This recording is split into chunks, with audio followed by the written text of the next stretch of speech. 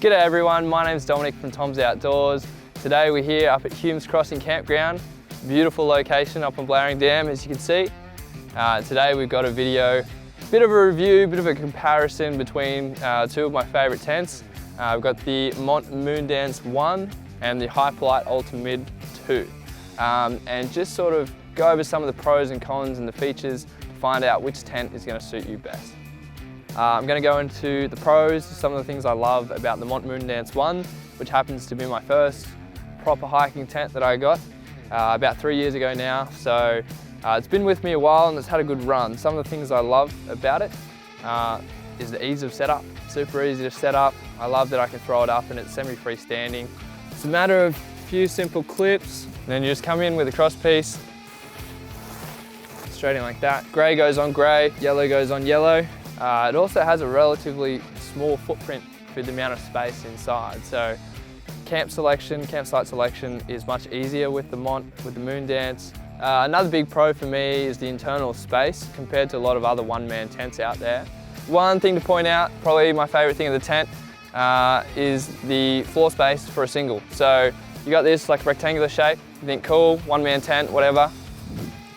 Come around the side, boom, peg that one out. 25% more floor space, that's what Mont say. I agree. It's really handy actually to be able to put your pack inside if the ground's all wet or something like that, or you just want to keep your gear with you inside. Having that little extra bit there, what shape is that? It's kind of like a pentagon rectangle. Nice and roomy, like a little sheltered bubble. It can lay out a full mat, long, wide, never felt too cramped or anything like that. Another big thing for me is how packable it is. It's a nice little nugget. You put that in the bottom of your pack and the poles can go down the side. I'm also a massive fan of the semi-freestanding design, how you can set it up first, decide where you're going to put it down later. Now I don't have it pegged in yet. I normally put the pole in first, just in case I want to move it, or if I set it up backwards. Oh no! The door's on the wrong side. But as I said, with the footprint there, you can put it, almost anywhere. It's not too big. And another big thing, the reason why I purchased this as my first tent, is because it's relatively lightweight for how much space you get inside. It comes in around 1.5 kilos, and as far as single man tents go, it still fits into that lightweight category quite well. So some of the cons with the Moondance here is that it is only a 3-season tent, which does limit me in some situations. If I wanted to do some alpine missions or something, I would look for a stronger, more sturdy option, especially in wind. That's the key issue here.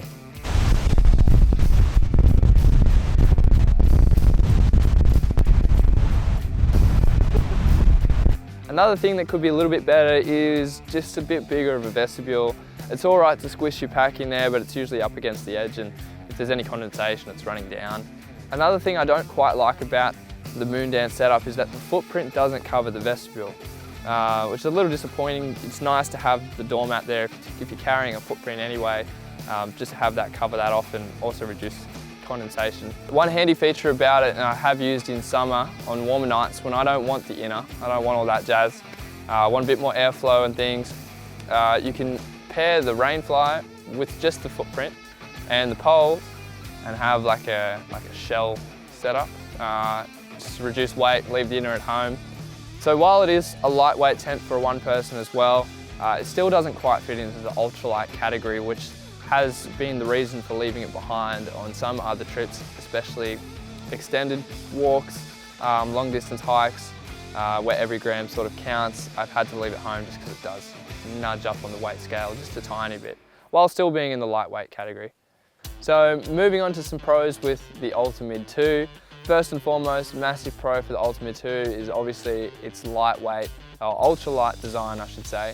So coming in with the outer is about 500 grams and the inner is another 400. But overall, it's right about that kilo mark, but for a 2-person shelter. So for the amount of space in there, for how much weight I'm carrying, that's something that's quite invaluable, especially on long distance treks. Now, as I mentioned before, probably my favorite thing about this tent is just the floor space and the room, especially for a single, but it's also a roomy double. Is that you've got this massive vestibule here, internal vestibule, if you're using the half insert, and it's pretty much the size of another tent. So you could probably fit a Moondance inside the inner here, which is really nice. So I have pack there, Sometimes I cook here. If it's in the morning, it's cold, I don't want to get out of the tent yet, I'll just unzip the vent there, sit there and cook up, which is really nice. You might have seen me using it on the Alps track every day in and out of the tent, and it's nice to have some extra space without the weight penalty. Next up, we've got the fact that it is a 4-season tent. So you can use this in a 4-season environment, you can use it in the snow and in high winds. So especially if you're going to peg out the guy lines, it's really nice to have just with the center pole and the way the wind runs off it and hits it. Another massive pro for the Ultimate 2 is the ventilation. So I love the fact that I can use it in the middle of summer. I could even rock it without the insert, and just the way that I can have it pitched to have maximum airflow. It's really good from breathability and condensation point of view. So on the outside, you've got a vent either side of the top. The good thing about being a pyramid shape is that the heat rises up and just gets funneled right out the top. And also the way you pitch it, you've normally got a bit more room. Like obviously in inclement weather, you can drop it down a little, but for the most part, you've got good airflow. Last pro for the Ultimate 2 is the versatility. You know, you've got the option if you want to go for the half insert. If you're normally a solo hiker, you can take the half. If you're hiking as a duo or you just want extra internal room, you know, purchase the 2-person insert, the full insert, and have that extra internal space. And so when looking at cons for the Hyperlite, you know, first it's going to be that things aren't included. The stakes aren't coming with it, the extension straps, the inner pole. So an important thing to note that with the Ultimate outer or the inner, a center pole is not included, so you'll have to use a set of hiking poles.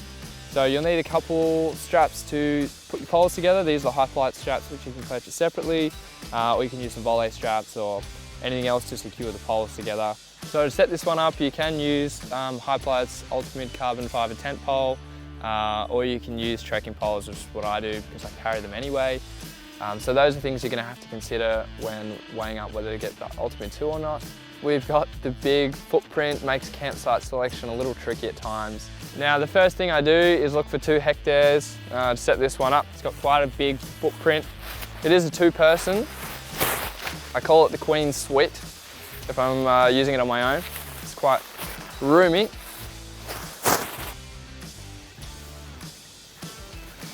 And with that non-freestanding pitch, it is just a little bit more difficult to set up. So I've got to make sure I pin it out all nice and square. It just takes a little bit more brain power sometimes. You've got to make sure you can peg it in and tie it off and have it all nice and taut. The last con for me is going to be the head height in there. So while in the middle it's great, if you're anywhere tucked close to the walls, just by the nature of the pyramid, you've got less and less room and it can, you know, be a little bit uncomfortable. You've got to get right in the middle to actually sit up. But once you're in the middle, you've got that room. Sometimes if I'm using the 2-person insert, or even if I've just got the half as well, I'll actually offset this middle pole and just extend it out. And that'll give you a little bit more floor space. So see here, this is the usable area, you know, because you're not leaning up against the wall like that. You want to be in this open space, which happens to be where the pole is. So sit that off to the side and you've got a little bit more room to work with here. So another thing that's pretty important to consider is pack size. So the Moondance coming here, nice and compact. You can see the poles are on the outside, but I normally stick them down the side of my pack. And then the Hyperlite here, I've got the outer and then the half insert. The full insert's about the same size as this, but in total, you know, you've got that much and the Moondance is just that. So it's a bit more room. If space is a priority, then you might want to consider the Moondance as well. Now when looking at which tent's going to be right for you, you're going to have to weigh up those pros and cons for yourself and tailor it sort of to your hiking style. But for me, you know, for the people who want a nice solid tent at a good price, that's durable, that's spacious enough for a one-man, that packs small, I'd be grabbing the Mont Moondance. And I'd recommend the Hyperlite Ultimate 2 to anyone who just feels like they need a little bit more space while still being able to fit into that ultralight category. So if you're trying to cut weight, it's 2/3 the weight of the Moondance, so obviously that's a big pro. You've got to pay a little bit of extra money for that, but the trade-off is worth it if you're really cutting grams, and that's what's important to you.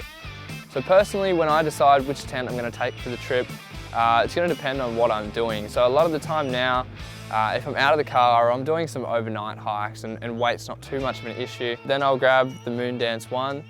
However, if I'm looking at a more serious multi-day mission and weights coming into play, then I'll be looking at the hype light. And even sometimes if I'm out of the car, I'll pitch it up just for the extra space. I've just got to make sure I remember my poles, which I've forgotten before. But apart from that, it's a great, versatile and ultralight shelter for the rest of my outdoor adventures. So that's it for the comparison and review between two of my favourite tents. I hope that helps give a bit of a rundown and sort of what they look like in a real world application. Look, at the end of the day, either of the tents are a great option, so you can't really go wrong. But weigh up the pros and cons and pick the tent that ticks the right boxes for you. And if you have any other further questions, please don't hesitate to give us a call at the shop or send us an email and I'll get back to you with any of the specifics about the two tents.